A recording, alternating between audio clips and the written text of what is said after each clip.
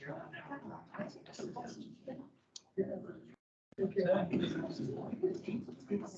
to go. All righty, thank you. Good afternoon, everybody, and welcome to the April 2023 Staff Senate General Body Meeting. I want to welcome all of you. My name is Rashandra James, and I am the 2022-2023 Staff Senate President. And today is a very exciting day. We are able to welcome our President Michael Amarides, to share some time with us today. So let's give him a round of applause. And so he and I have talked a little bit, and he wants to kind of have a sit-down chat with everyone, and we're just going to allow him to make remarks. If you submitted questions in advance, those questions have been given to the president. He has prepared some responses for those. And then once he goes through his remarks and the questions, then we'll open up maybe for any additional questions, and then we'll conclude and he'll go ahead and leave. So again, thank you all so much for coming today, for tuning in online. We certainly appreciate you, and we look forward to engaging with you more. So President Amarides. Sandra, thank you. She's a little bit exaggerating about the questions that I know the answers. I don't know the answers to most of these questions, but at least I know where we can find the answers in some of these cases. So first of all, thank you for having the opportunity to have this discussion this afternoon. How many of you were at the Imagine Carolina session that we had with the staff? Pretty much everybody. Well, a large percentage. So I will repeat for those who were not there what I told you at the beginning of our discussion there, is that the experience that I have in this university and the University of Illinois at Chicago, but also the experience that I have with other presidents for the last 30 years in higher education, colleagues, faculty members, deans, and so on, is common across all of the universities. As it is here, everywhere else as well, the administrators, the upper administration think that we run the university. The faculty are very confident that they can run it better than the administration. And at the end, it's the staff who runs the university. And you're the only ones who know how to do it. And it's done in so many different and diverse functions, from supporting students. More than anybody else supports students. The students are supported by the staff, whether it's inside the classroom, because even inside the classroom, there is support for the students that the staff provide, how to get into the classroom, and then everything that happens outside of the classroom, 90% at least is supported by the staff members. At the same time, you're supporting the faculty in everything that they have to do, from administrative functions, for working with the students, for a number of different things that I can list down. And of course, you support the visitors, you interact with the visitors, you communicate with visitors. In many cases, you are the first and maybe the only interaction that they will have with the university. And they don't know the difference. If any of you speaks to a visitor, you are the university at that point. And also, you may be the last impression that they have with this university if things don't go very well, or even on the way out of the arena after graduation, they will see staff members. They will not see faculty, they will not see me, for sure. You communicate, you protect the community, you beautify the community. You make everything that happens here extremely complicated organization. Everything that happens here has to do with the staff members in one way or another. And you know how to run the university. And in fact, also, up until very recently, you were the most stable community of the university, because the students come and go, right? And every 4 years, 5 years, 6 years, they go. Right? We miss some very good ones. Sometimes there are a few that we don't miss that much after they leave, but that's the reality. It's transitioning all the time. The faculty also transition much faster than the staff members. You have roots usually here in this area, but we've seen a trend that now is becoming disturbing and concerning, if you wish, about the turnover of the staff as well. And this is one of the questions that I received, but I will get there. So for all of this, I want to thank you for what you do, and I want to thank you for making the university run, because without you, nothing would happen here. I need your help, and I need your help in many different areas, but I just wrote down 3 things that I want you to have in your mind, and maybe you can help and provide some feedback, and some actually feedback is not enough, some ideas, because again, you know how the university runs better than anybody else. One major problem that I discovered here during the last year, and very early actually, it was in one of my first board meetings, one of the first board meetings that we went with Caroline and talk about what can we do about it, is the turnover that we have seen. It's in the double digits, and it's actually for last year was in the high double digits. Do I remember correct, Caroline? Was it 17, 18%? Correct. So if you lose 1/6 or 1/5 of your workforce in a year and you have to replace it, you're not doing anything else. It's very difficult to keep going in terms of all the other functions if you have to rehire and train 1 out of 6 staff members. That's a huge turnover. Now, that's not unique to UofSC. We see it across higher education as well. And in some cases, there is a similar factor that the private sector sees also, but cannot continue like this. And I know that financial issues is a reason. Right? And that's why there was a lot of anticipation and a lot of excitement about the classification study that was done. And we adjusted salaries in some areas. But I also know that usually there are other factors as well. So what I want to know is what else. Because I have seen in the past with my own experience, individuals, faculty members and staff in the university not worry that much about financial reasons if the environment is right and if the opportunities are there to advance. So I'm very curious and will help a lot. It doesn't have to be done publicly. It can be done. We have channels where you can provide information to hear about these 2 factors. Is it only the financial reasons that we see the turnover that we see, or are there issues related to the environment, to the work environment, or issues related to lack of opportunities, hitting a ceiling? For example, I know that, hey, if I want to do better, I have to go somewhere else. I would very much welcome comments, information. I know Caroline would feel exactly the same way. The second ask, I came here and you thought you would have asked from me. I have asked from you. The second ask from you is help to imagine a better university in every aspect of our operations. You understand these operations more than anybody else. What I want to achieve is to have a more effective system. And systems, because we have too many systems and processes, right? I want them to be more effective. I want them to be more easy to navigate. They're difficult to navigate in many cases. And I'm talking about from many different perspectives. A student has to navigate through our system.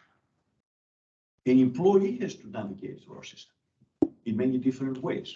Right? Faculty members have to navigate through a system. I'm the only one who doesn't have to. Because I give up at some point and I call Stacy and said, just figure this out because I cannot figure that out. Right? So when I throw my hands up, it's Stacy that navigates the system. So what can we do to make it easier to navigate? What can we do to make our systems faster in delivering results. It takes a lot of time to bring an answer to a question sometimes. And I can tell you that from a student affairs perspective, which is there, it's for the students navigating. I have already some discussions with Rex Stoliver, who's the Vice President of Student Affairs, to try to create a one-stop office. That you can go there, you can call there, and they can answer all the questions, not send you to another one, that will send you to another one, and then at the end you will end up where we started. I have seen this in other state agencies, creating an office there that you can go to and do everything that you need, or at least a big percentage of what you need. We will try to establish something like this for the students, but the students are only one part of the equation.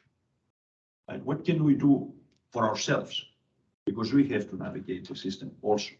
Help us identify the obstacles. The obstacles that sometimes we impose on ourselves, and these are easier to remove, and sometimes others are imposing on us, and that may be a little bit more difficult. Help identify the opportunities that we have for improvement, and you know that we have put together a unit just to do that, with Stacey Bradley leading. It's a small group, it's only 4 people by now, but they start looking at different functions, and help all of us, yourselves included, to respect our time. Because at the end, what we lose is time. We're wasting time without achieving anything during this period.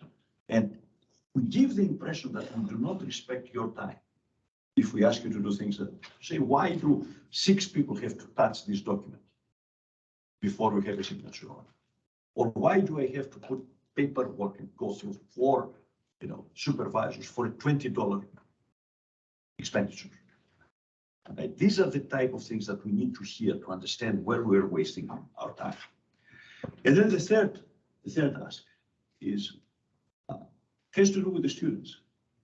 Right? And please remember that at the end, we are a university because of the students. If the students are not here or not a university, you can call it whatever you want, but it's not a university. Right? And you are going to be entering a period in the next couple of years, and would last for quite some time, that the competition for students will become ferocious among different universities, because a number of them will face existential questions, whether they will be able to keep their doors open or not. We are seeing it across the country right now. There was an article that I read last night, and I don't remember, I think it was Wall Street Journal, but it may have been the Washington Post also, about how the big publics like us become bigger and the small ones are shrinking. And we've seen exactly this trend here this year with applications. We are 10% up, or more than 10% up in applications. Clemson is also even more. And then College of Charleston, Francis Marion, Winthrop, at least the 3 that I know, they're done in applications, because the numbers are the same, right, at the end. And in another 2 or 3 years, when the number of high school graduates decrease across the country, then we'll become even more competitive. So looking at the students, what can we do to improve their experience? And what can we do to improve their success? If I would ask this question, and half of you would be here and the rest of it would be the faculty side, and the faculty side would say this is an academic issue. It's not.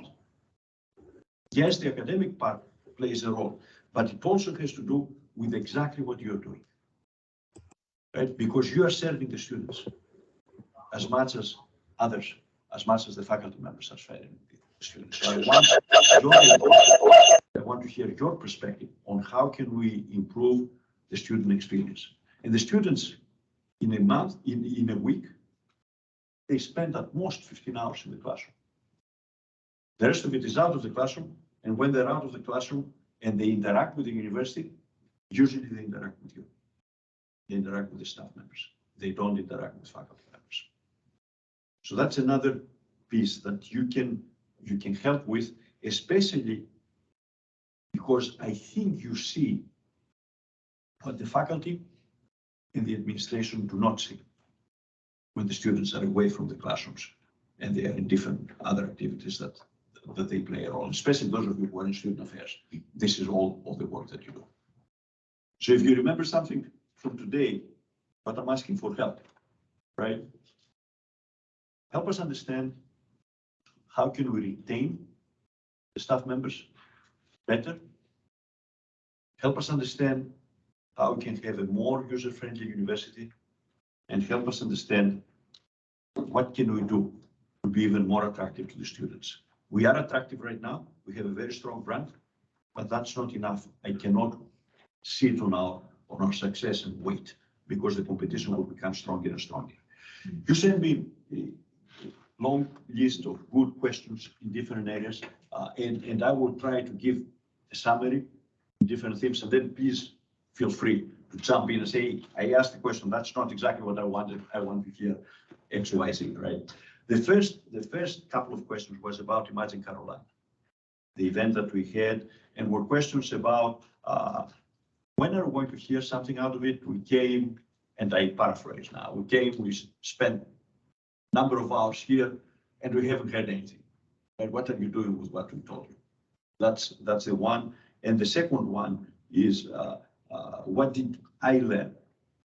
Right? And how does, based on what we heard from Imagine Carolina, how does a successful staff experience look like at UofSC?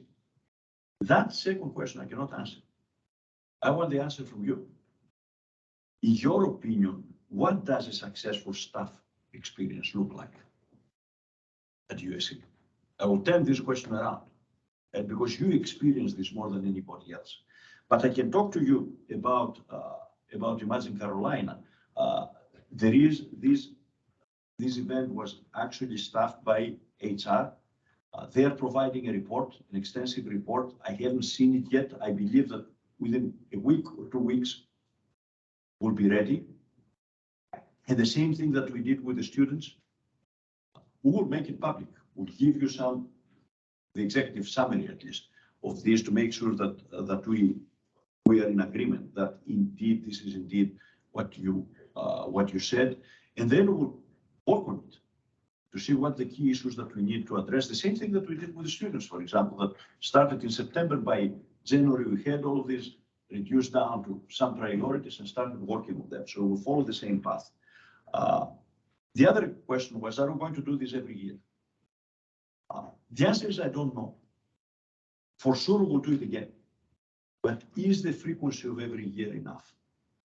I think every year may be too early. Maybe we need 2 years. The year that we did it and the next year, to address some of the problems, and then come back and say, okay, these are the problems that have been addressed, and this is where we haven't made much progress. What else has come up? I think that's the discussion that I have with the student governance as well.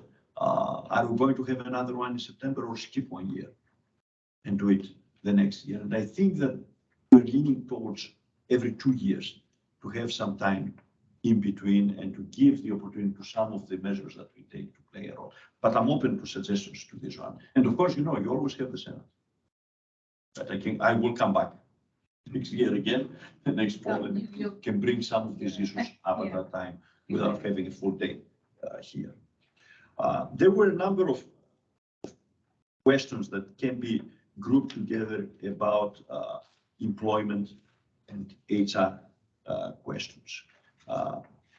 One question that there are 2 or 3 of them that they're very specific. I cannot answer them, and Caroline maybe can provide an answer. One question is, are there any plans to revamp the EPMS system? And I see now Caroline shaking her head. The answer is yes. I didn't know this. The answer is yes, that we are. But I didn't know what the problem was. It just caught me unprepared. Just starting to work on that for a couple of years before they came in. Caroline, you may want to turn it on. It's not. It's low. Waiting on state HR to retained health system, and it did not happen. They finally gave us the word in January that it won't happen anytime soon. So we have started working on that. We're going to have focus groups on that and get your input. But the Imagine Carolina data was incredible. It was a great start. So we already have had one meeting of the team, but we're going to be getting on that very soon and automating the empowerment. Do you mind kind of synthesizing what she said, bring us, wrap up those online? I'll say, I think they can hear me, I'm loud. You know, waiting on state HR, finally got to go ahead and begin exploring, the updates to the EPMS system. And they have a group together, and I'll go ahead and add to that. I've been asked to be a part of that pilot group, and so there are plans underway for improving EPMS. Did I catch it, Caroline? Okay.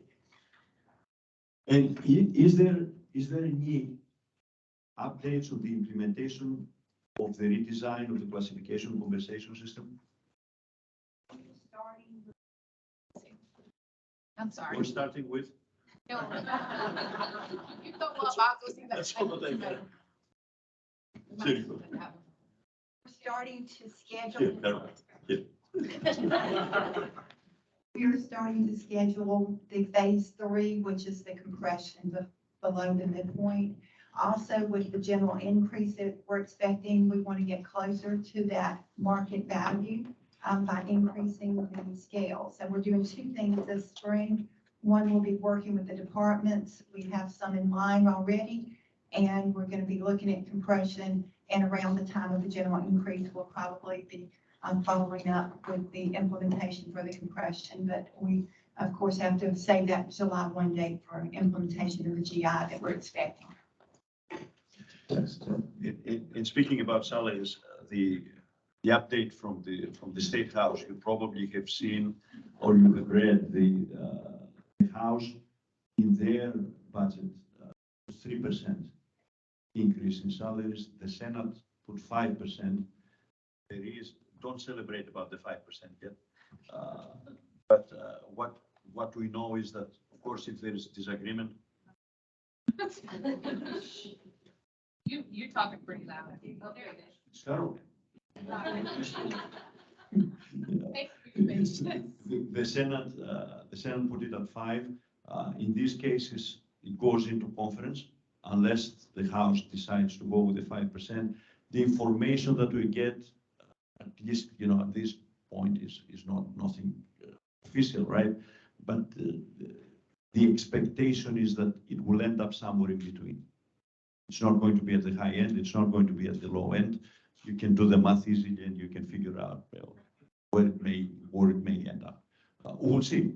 Still, there is discussion to take place. There is also another question here that it's hard to answer, right? And it's a very simple one. It says, what is your stance on staff members paying for parking? I wish that it would be free, but I know it's not possible in an urban environment like this one, with the garages that we have, with the cost of land and so on. It's impossible. So I wish it was free, and it was a number of years ago when I first started here in 1994.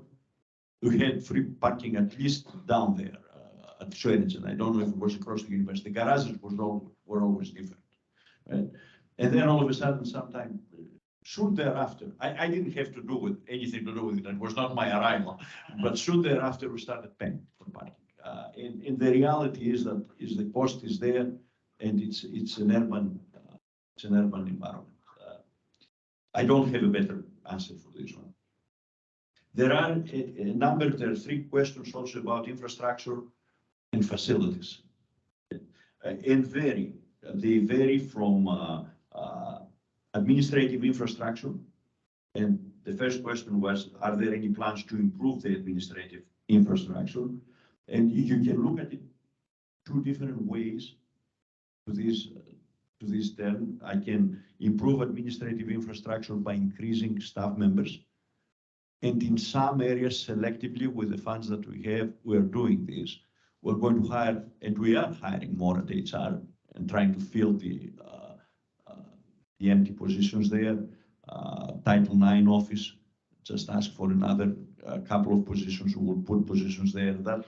I don't know if this is what you mean by administrative infrastructure.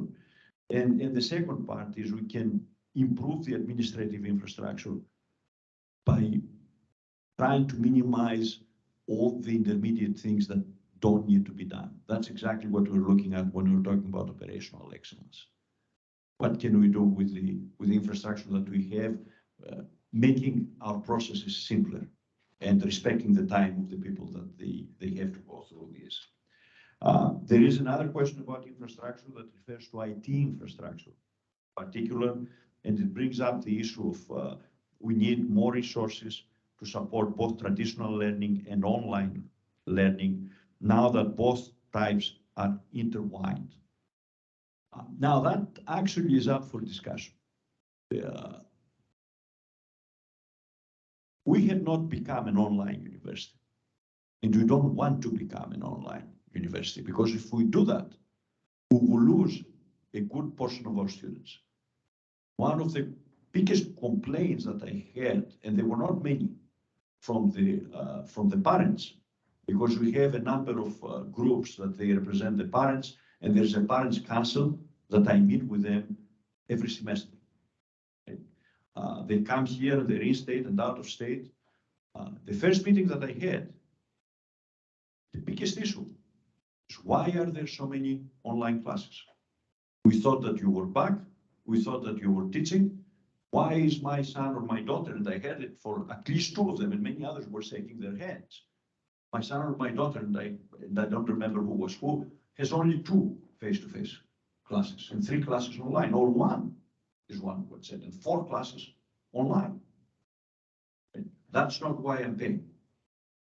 Some of the comments that I have had. On the other hand, I have also heard students saying, well, it's convenient, and I want to take one, right, but not all of them. And by the way, if I get an online class, I expect to pay less. Because you don't have the infrastructure, you don't have the facilities, so I will pay less, because online universities charge significantly less. So we cannot lose what we have as our strength here, which is the face-to-face, right? And the community that we create and the culture that we have. And I think that we're coming back into this phase. So I don't see that that online learning will be equal in size.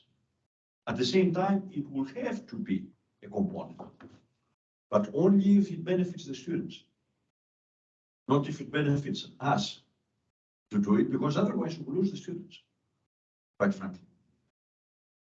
So with this in mind, I wanted to clarify that this is not, equal and the same at this point. With this in mind, yes, we do need to have better IT infrastructure. We have already invested, I committed last year 10 million to IT to continue improving the backbone of the system. Because if I understand it correctly, and I'm not an expert, believe me, any time that I sit down with IT folks that they know what they're doing, I can follow them for the first 3 to 5 minutes. then I lost it. But my understanding is, with the network that we had, we improved significantly the access in the residence halls, but not in the academic buildings. And that's exactly where we put 10 million to do this summer and bring it at the same level in the academic units. Actually, it's only 7 of these, and 3 million is to continue upgrading the classes, to give the ability to bring into the class through IT, not to replace it, but bring to it things that you want to bring, the faculty want to bring in terms of connectivity, and also give the students the opportunity to be connected during the classes on issues related to their course, right? Regardless of whether they will also connect to things that have nothing to do with the course, but that's a different story. If you listen to the students, their perception is different. What they want is to start working from here all the way to the Dynamo School of Business, or even the dorms that they are on even further west from there, and never lose connectivity. That's more difficult, will take more money. But at least with the investment that we did, you will see a difference in your in your work environment, especially those of you who are in the academic units. And then the last question had to do with deferred maintenance. Actually, for the physical infrastructure. And what has happened here in the last few years, and will continue doing, on purpose, we have put 20 to 30 million every year just to address deferred maintenance issues. And they vary significantly. We have a lot of old buildings. And a number of you actually work in these old buildings. We want to make sure that at least from a health and safety issue, they're fine. But beyond the health and safety, which is the lower part, right?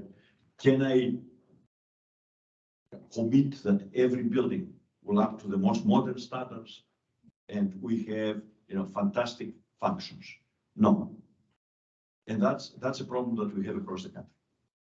Because these are buildings that they have built 50 years, 60 years, 70 years before, some of them 150 years. I live in one, which is 160 years by now. And if you have gone by the president's house, you will see that there is work done on the wall outside and people think that we are renovating the house or just trying to stop water from seeping in. No, I'm not kidding. That's exactly the issue. Because there were cracks, the water is going through, and now they're putting some kind of a polymer there because it cannot fix the cracks, right?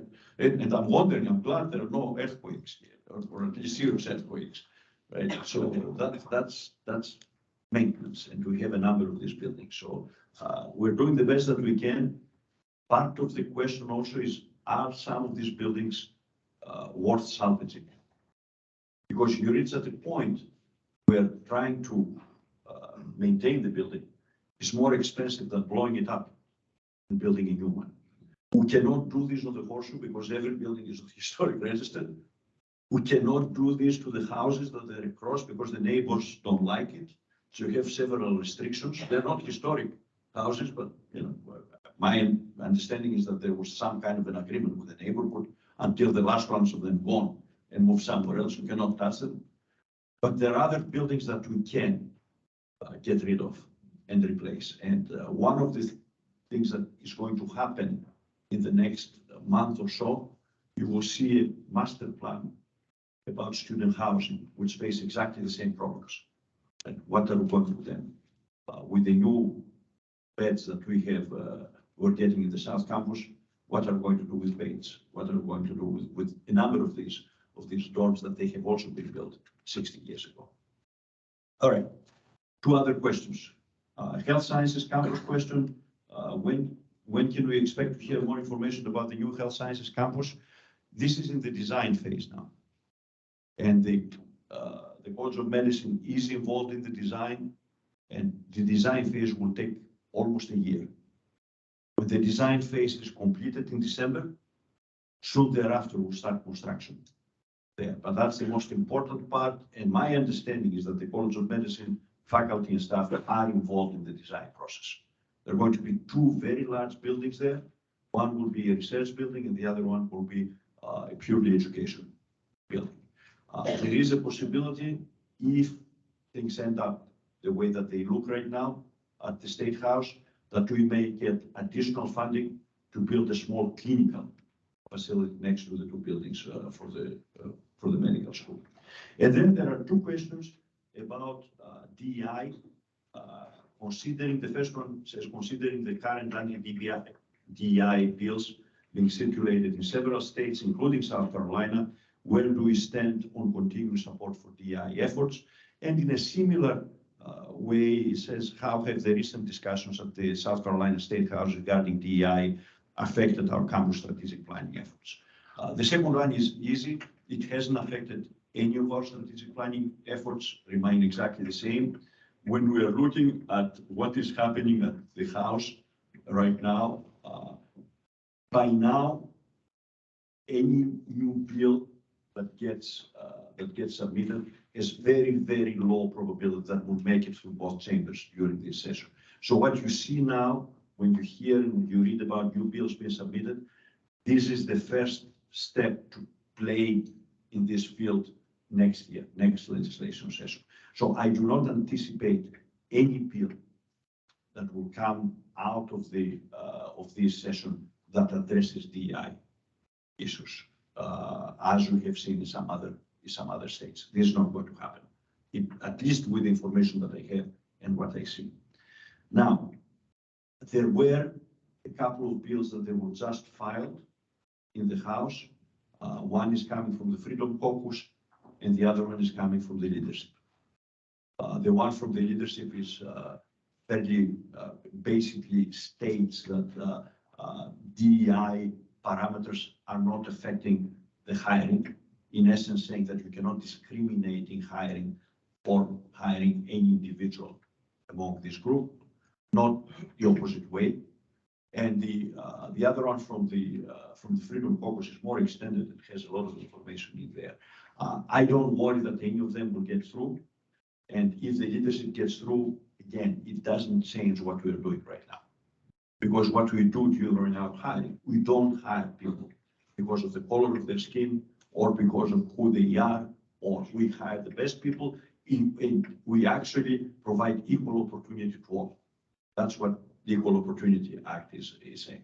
Now, what will happen if and when the Supreme Court makes a decision this summer, and how is this going to affect next year? I don't know.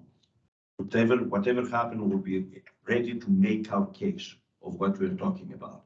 And I think that the way that we're making our case, and our Vice President for Diversity, Equity, and Inclusion was quoted. Those of you who read an article in the State recently, it was last week in the State newspaper, they quoted him excessively, and they quoted me actually, what I sent to the campus. But Julian actually made a very good point, saying that without an inclusive environment, our students cannot succeed. We're trying to create this environment that everybody is respected, everybody is included in the discussions. That's all that we do. Right? And this actually resonates with the vast majority of legislators that we have. The reason that we didn't see bills similar to what other states have seen is because at the House there was this discussion that took place, and several representatives talk about veterans, talk about students with disabilities. They said it's not just race that we're trying to be inclusive for everyone, right? And that carried the day, actually removed the bill from the budget. So I think at this point I wouldn't worry that much about any of these issues. And let me reiterate that, and you have heard me saying this before, inclusive environment, inclusive excellence are core values of this university. You cannot be inclusive if you don't have diversity. Right? We need the diversity, and we need to be inclusive in everything that we do, in the environment that we build, in the excellence that we seek. That's a core value. This is not changing. I know that it's unsettling when we see all kinds of rumors and we see what other states may or may not be doing, but I think that we're okay. Happy to answer more questions or clarify. Okay, thank you. Louis Sims with Administrative and Finance Departments. I was wondering, when you talk about maintaining staff members and increasing our ability to keep people here, have we ever thought about increasing our efforts to recruit the very students that graduate year after year, that walk across the stage and keep them home? And, you know, reaching out to them and making sure that they don't leave us and go other places and do great things with the education that they received here at UofSC. This is a very good question. I'll tell you one thing that we're doing this year, and it may be a pilot for different units. We need to hire development officers because we're going to go into a campaign and we don't have the number of people that we need to raise $1 billion, because we'll have to raise $1 billion or $1.5 billion since the last one was for $1 billion. So there are not that many out there in the market. So what we did, what Michelle Dodenhoff, who is the Vice President for Development, suggested, I like the ideas, it's a great idea. She put a call out to the seniors saying that we're going to hire 20 new development officers. If you're graduating this year, you're eligible, regardless of the major. We're going to train you. So we are using the University of Indiana. Indiana University is one of the very few universities in the country that has a philanthropy program.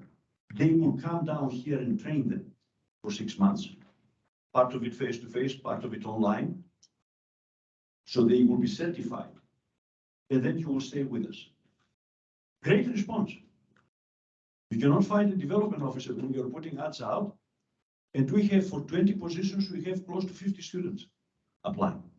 That's a good example, exactly what you're describing. And I suspect that with these we worked out for entry-level positions, we may see others in the university doing exactly the same thing. And by the way, these new graduates know the university much better than anybody else that we would hire from outside. They just finished, they love the university if they decide to stay. So I think it's a very good point that you're raising.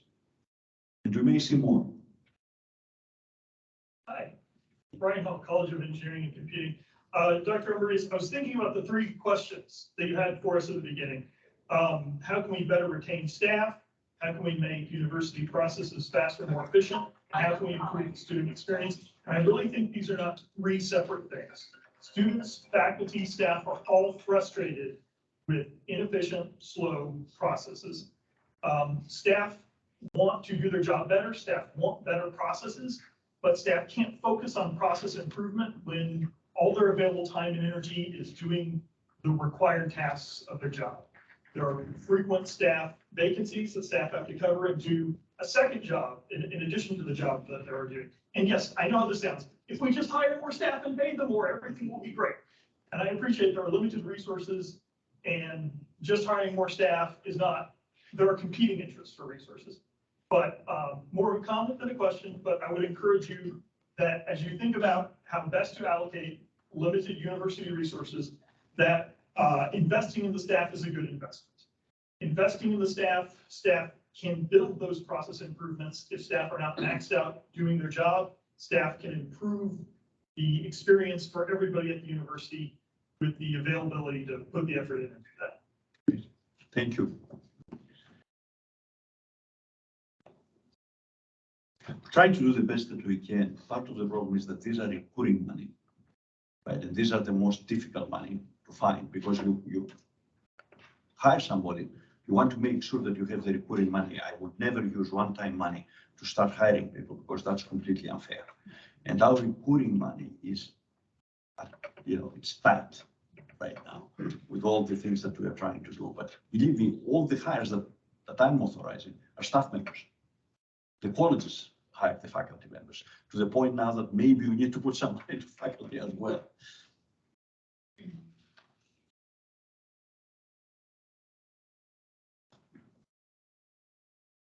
Good evening, Mr. President.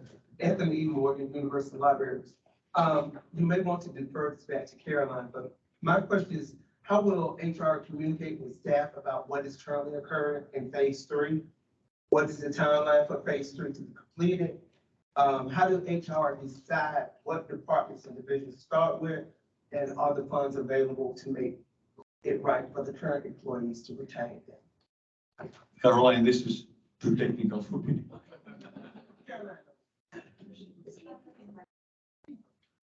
See, Yeah, it is. you have the magic mind. Try that one now. Is it, they can't both, so they can't be on at the same time. Closer. You may have come closer. Anthony, I appreciate your question. In terms of the phase 3, which is compression, what we've done is contacted the various service and academic units to determine their priorities for increasing their staff salaries. And so we have a number of them who have said, I want to get first in line. So I think we have about 4 lined up to meet with. The process is going to be, our HR team meets with them, gives them a tool for them to use to look at their workforce, those below the midpoint. And then we'll meet a second time with them to make sure they don't have any questions. We can help them through this process, evaluate, discuss some things with them so that they can make better decisions And then at the end of a 6-week period, they would give us a spreadsheet of who they want to increase, and then we take a look at that to ensure things like equity among like jobs and those kinds of things. But it has to be a unit that has the funds to do this, number one, and then they are in line to do it. Now, we hope to start and finish, or start them all before the end of this fiscal year. And some of them will actually be finalized before the end of the year before the end of the fiscal year, because it's a 6-week process. So does that help? And we're gonna start them one after another. After we meet with 3 or 4 one week, we're gonna meet with 3 or 4 the next week, 3 or 4 the next week. So we're gonna do it pretty fast and have it done quickly based on their funding. One thought that I'm getting from a lot of my colleagues is that we started with recruitment, with the salary, bringing everybody up to the market, right? Right. Okay. But I'm concerned about the payment for current employees, because we have people coming into positions that are getting paid the same amount that the current employee has been, and you've been there maybe in your position 7 to 8 years. We did well on your evaluation, and so I'm concerned about the gap. And that's what we're talking about when I use the word compression. It really is ensuring those that come in today or yesterday don't make those the same salary as those that are already here. So we will, again, move them up toward that market value of the job. But we're going to do that systematically by unit and looking. And so what we'll look at then is things like years of experience, the credentials of the person, their education and experience they have, and their performance ratings in order to decide what their total compensation should be. Thank you. Thank you. Is there a way to update credentials in the system if you've gone? There is. Within PeopleSoft, there's a way to go in and update that. And then we pull that out on spreadsheets and look at that. So yes, there is a way to do that. I can maybe let Chandra know exactly how to do it, maybe send some screenshots so anybody here can do it, or share that with your colleagues. Is that just degrees or is that also certifications? It's degrees, but we do count certifications if it's related to your job when we look at compensation. So if your managers or your HR group doesn't know that, please let them know what your certifications are as you obtain them. And then they'll add it for. Correct, yeah. And I was curious also, a year or two ago, I recall an HR town hall where they said that they were adding a formal exit interview to people leaving. If we've collected any data from that process in terms of why they're turnover. We have a lot of data on that. We have just moved that to our PeopleSoft system. We did it through SurveyMonkey before, which wasn't the best way to do it. But now that we have PeopleSoft and we have tiles, everybody who leaves since July of last year has gotten an exit survey. We have compiled a lot of that data, and we're going to be sharing that out with our HR partners in the various business units, helping them develop a strategy on how to deal with that. Before, we would just communicate the issues that we saw, recurring issues, themes, that kind of thing to the departments. But now we're going to be giving it to them on a dashboard so they can ensure that they're looking this at a regular basis and doing something about it. Because it would be good if that would filter down to the supervisors, which have a very large environment. Absolutely, absolutely. Supervisors are a lot of times. Thank you. I mean, that's what they got with all says. Let me add one other thing when we're talking about compensation. Let's not forget the hourly. And we moved last year from 12 to 14, and we were not done. We're not done yet. So this year, especially if they're going to be the raises from the state, which only cover the not the hourly, but the salaried employees. We need to do something about the hourly as well. President Riggs, thank you for joining us today. I guess probably a month ago, Scout Motors announced that they'd be building a huge plant in Richland County, and it was celebrated widely for, bringing in about 4,000 jobs to this area. And my mind immediately went to, the University of South Carolina has been employing that number of people in Richland County for a long time. And some of those same folks celebrating Scout, and correctly so, are some of the same folks that also see the university at times as a punching bag, whether it's legislature, it could be neighbor, whoever. So my question is, how can this body and the Senate be better advocates for the university, help tell our story? How can we be active advocates in the community to help the administration, help the university talk about all the glowing things that are going on? Thank you. Thank you for the question. Actually, I had this discussion this morning with another group to see what we can do for advocacy beyond the lobbying that we do. And the truth is that this year we had a good legislative session. We will come out of it in very good shape. A lot of the requests that we made came through, and I stood in front of the House twice in two different committees, went to the Senate, and when they asked me at the end of the Senate, a friend asked me, how did it go? I said, well, it was boring. Don't say this, be happy for being boring, because it was very exciting in previous years. So I think that we're in a good state. Now is the time to build the advocacy center that we need. And I think that what makes a difference, when I show up with this on, right, and with my card, and they know that my check says University of South Carolina, they don't listen to me as much as they would listen to their constituencies. So the biggest force that we have, the biggest advantage that we have is the number of people that we have out, including our staff members and our faculty, right, that they can advocate with their local representatives.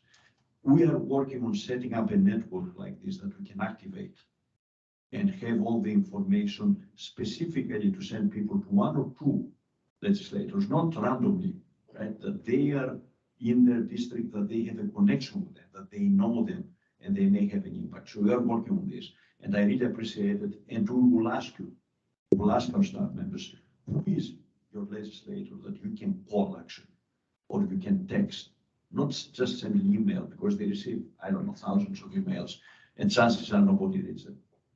Right? But who is it that you can influence? We'll get into this process. We're getting prepared to do better.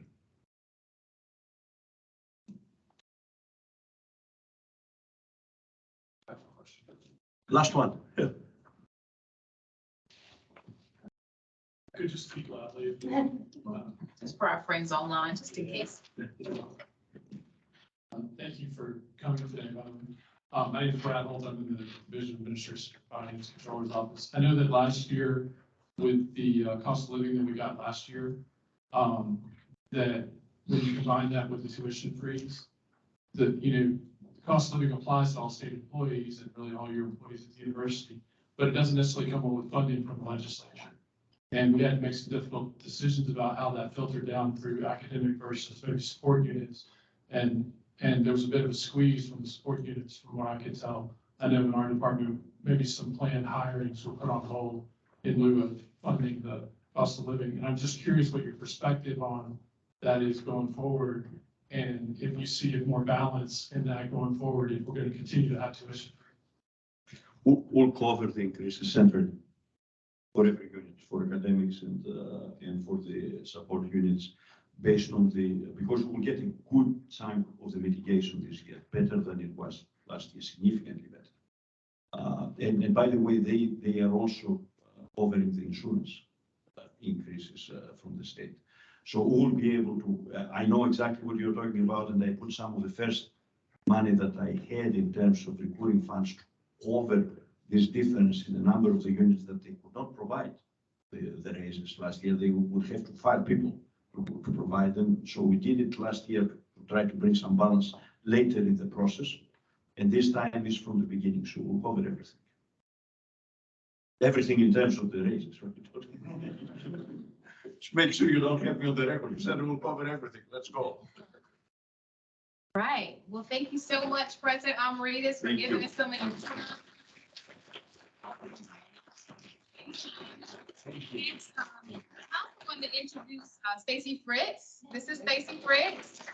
She is Chief of Staff for Dr. Amritas, but she's also one of our ex officio administrative support members for Staff Senate. So if you don't know her, that's Stacy, Dr. Stacy Fritz, excuse me. And then if you all probably know by now, our Vice President of Human Resources, Carolina Gardy. Right. Also, she's also one of our ex officio members of Staff Senate administrative support. So thank you all for your support. I have never felt as if we were not supported in Staff Senate. Anytime I've sent them an email or asked a question, they're always like, we need now, but always very responsive. So thank you. And we look forward to continuing our relationship with you in the future. So thanks once again. Thank you again. So we do have a couple of extra minutes. We have about 35 minutes.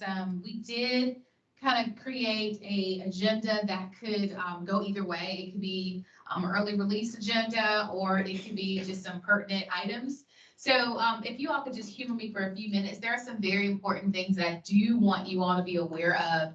So I'm going to do a brief president's report, and then Chris Burkett, we kind of talking about you possibly saying some things, or do you want to wait on that, given the timeline? All right, I'll cover, I have it covered, if you're okay with me just kind of mentioning it.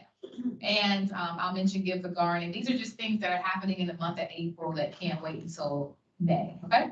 So before I do that, can we have the visitors kind of wave your hands? I know we have quite a few visitors today. Thank you, raise them high, y'all raising them low. Hey. Let's give them a warm hand, kind of welcome. Thank you for coming. This is your staff senate as well. It's everybody's staff senate. You're welcome to come first Tuesday of every month at 3 o'clock. So there are a couple things I wanted to discuss with you all. First of all, Bo is not here. I'm parliamentarian. He can get me. I did not call this meeting to order. So the meeting is called to order. Order of business. Yes, 3:57 p.m. Y'all forgive me. I'm so excited to get the president up here and started. We've reached quorum, Catherine? We need the approval of the minutes. Can I get a motion? So move motion and seconded, motion by Senator Colacione, seconded by Senator Janae Epps. Thank you. Okay. All in favor? Opposed. Our minutes are approved for the month of March 2023. I looked into this thing. Oh my goodness. Okay. Rule number one, never take yourself too seriously. You gotta laugh at yourself. All right. So yes, let's give a round of applause to the membership committee.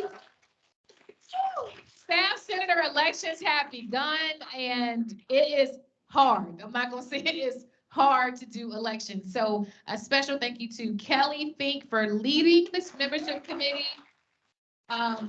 The membership committee, everybody who helped, HR, Jessica Mackey, who's online. Y'all, it's a lot of steps to doing elections. Just know that, a lot of steps. So thank you so much. So I'm not going to go through a lot. A lot of people are asking about Imagine Carolina. The president mentioned it. You heard it. Caroline's here. So here's where we are. There has been a subcommittee from the planning committee that's been formed to review all the results. So every you know how you had a note taker, every piece of paper that was submitted, every photo, every chart has been reviewed and written up.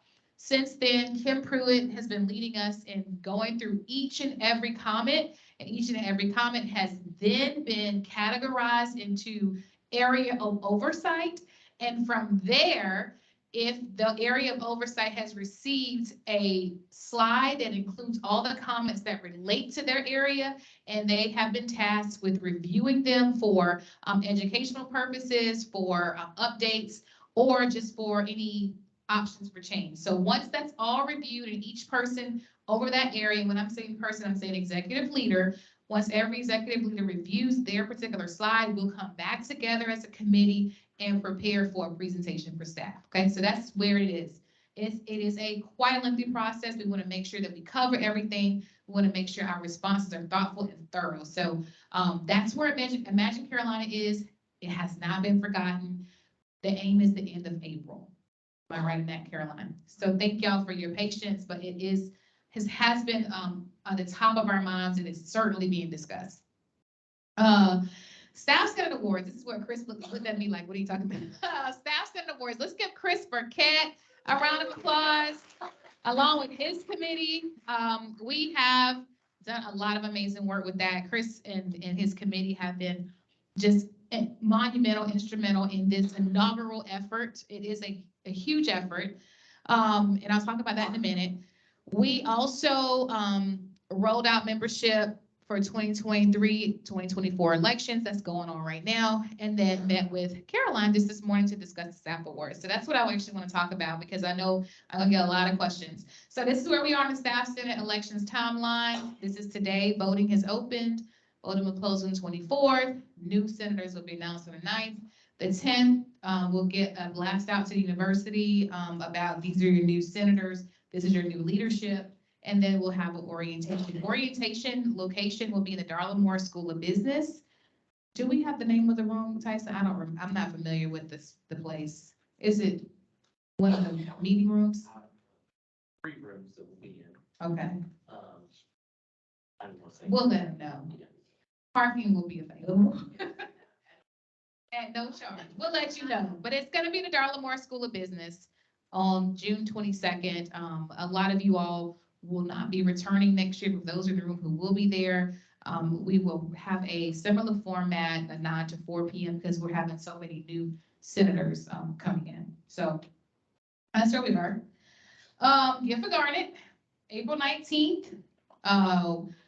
We have a page. It's up. It's ready. You don't have to wait until April 19th to give. So as you're getting your college information or you're getting calls from other places, we have our own Give for Garnet Fund. So thanks to Senator Laura Murphy. Let's give her a round of applause. She's not here, but she's been working really, really hard with her ad hoc committee to talk about Give for Garnet. So don't forget that.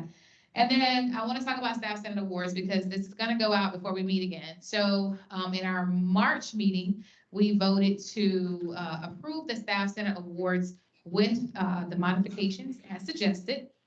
We are looking to roll out the nomination process soon. I'm going to tell Chris here, we have to have a 5-day window, so it'll probably be next week. Chris will talk about that. This will be similar to the rollout that you saw today for elections. So you'll get everybody, including USC faculty, USC staff for School of Medicine Greenville and School of Medicine Columbia, and the Columbia campus will get an email introducing our inaugural Staff Senate Awards. From there, anybody, staff or faculty can nominate, just like the elections. You're logging with your USC credentials, the dual, mobile, all that. That ensures that you are faculty or staff. And then there's a series of questions that will be required. The only difference is it doesn't matter if you're nominating yourself or you can nominate whoever you want to. It's not one of those nominate yourself, nominate a colleague. We're just going to do nominations. And so we have a nominations period. Don't take these numbers to heart, these dates to heart. It may change a little bit, but these are kind of ballpark dates. The idea is to have that open for a couple weeks. Melissa Cupfer, Senator Cupfer, thank you. Let's give her a round of applause. And her committee, she's going to be chairing the awarding committee, which means the committee that will be evaluating will have a score sheet. The whole process will be chaired by her. And thanks to those senators who have agreed to work with her. They'll review. We will be having suggestions. Those suggested names of awardees will go through HR just for purposes of ensuring they're in good standing, ensuring that they work at USC, ensuring that they are true staff and not faculty. And then we're looking at having a very nice ceremony. More to come on that in June, early June. So that's where we are. We want to make it a formal event. We want to make it a big deal because it is. And we're hoping to expand it as the years come. So I just wanted y'all to know about that because that is coming and you're going to get questions about it. So Staff Senate Awards, inaugural year. We don't have all the answers, but we're going to have them everybody be patient and remember that we all want what's best for the university. So I just want to make sure y'all are aware of the Staff Senate Awards. Any questions about that? That's coming. I can mention too, just so as we discussed when we approved the award, those of us currently on Staff Senate are not eligible. So if you have wonderful colleagues who appreciate the work you've done and want to nominate you, if you would tell them that they'll be, once you roll off Staff Senate, you would be available. But right now, because you're part of this team that, you're not eligible at this time. But thank you very much. Said that so wonderfully, yes.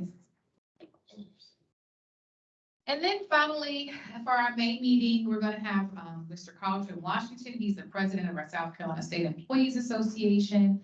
He'll join us for our May meeting. Our June meeting will be, Vice President J. Rex Tolliver, for Student Affairs. And, it will also have our orientation in June, the 22nd, in Darla Moore. And so I left it at June because July is locked and loaded and it's coming. So, that's all I have. I think that's all I have. Oh, my word of the month. My word of the month is tenacity. Just continue doing what you're doing. Keep doing what you're doing. We have the rest of April, May, and June. A lot of you all are rolling off, but don't stop. Don't stop. Keep going. Don't let up off the gas just yet. We got a little bit more to do, so just keep pressing. Rest, but don't quit. Remember our word of the month, tenacity. And I just want to, again, I've said it already, but I'm going to say it again, like you all are volunteering and it's amazing the work, the level of work, the level of care and attention that you all put toward the University of South Carolina, to your work here in Staff Senate. It is not unnoticed. We have people, I discourage this, but I'm gonna say working till 1 o'clock in the morning, putting things together, making sure things are working, making sure websites are working, make sure ballots are fixed, making sure ballots are accurate. So y'all I just thank you so much. I don't know what else to say other than thank you. We also have some refreshments today. Thanks to, I'm getting ready to call her for my sorority title, but my senator, Senator Bridget Leslie, let's give her a round of applause. Who ran around getting chips, and y'all, the tablecloths are her personal tablecloths. The flowers on the table are her personal flowers. That cooler is her cooler from home. Now, Bridget is I call her a little energizer buddy, but she keeps going. So thank you, Bridget, for the snacks for today. Y'all stick around and have some snacks, have some drinks, lemonade, sweet tea, and water. And I think that's all. Any questions, any concerns, any announcements for the good of the order? Can I get a motion to adjourn? Oh, Senator Fink.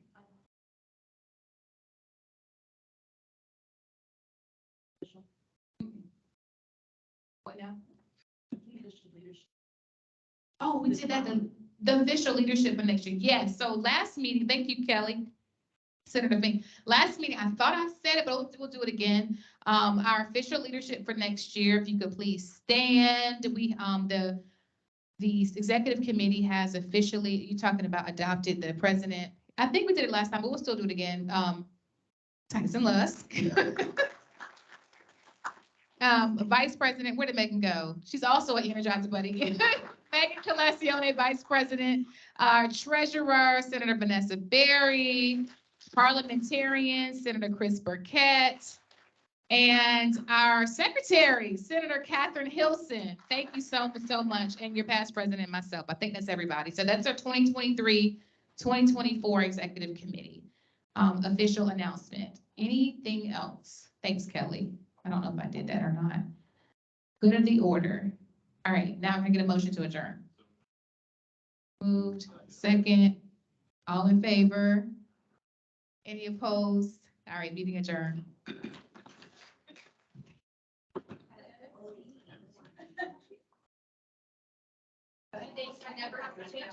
Thank you.